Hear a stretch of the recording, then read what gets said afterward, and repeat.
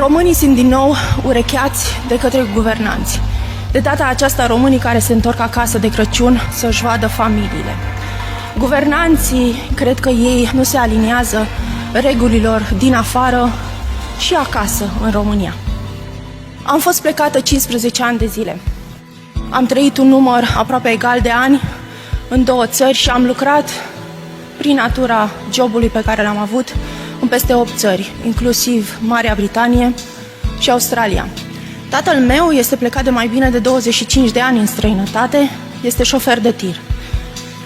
Atât el cât și mama sunt eroii mei. Știu exact ce înseamnă străinătatea, știu exact ce înseamnă să te întorci acasă de Crăciun, știu exact ce înseamnă să ajungi la graniță, să stai cu orele în vamă și să fii umilit.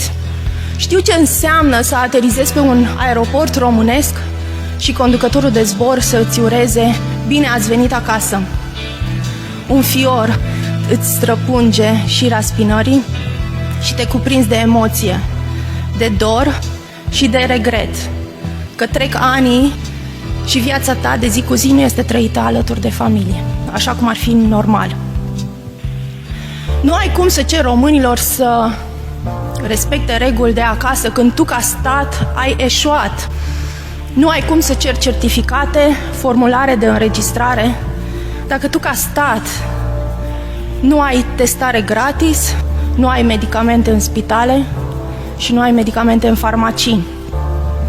Suntem țara din Europa cu cei mai mulți oameni plecați în afară.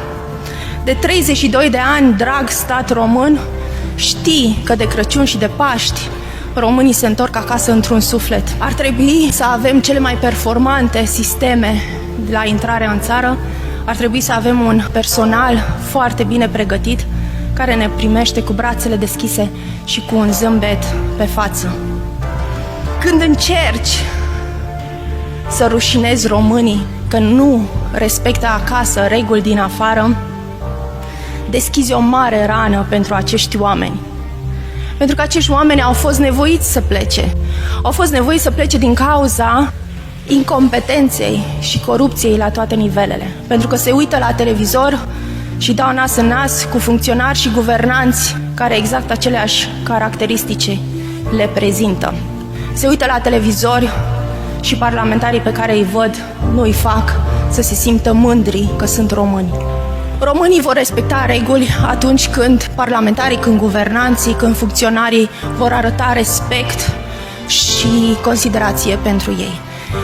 Și îi rog pe domnii guvernanți să înlocuiască aroganța și amenințările, domnule Bode, cu o umilință, cu un tact și cu dragoste pentru confrații noștri. Mulțumesc mult!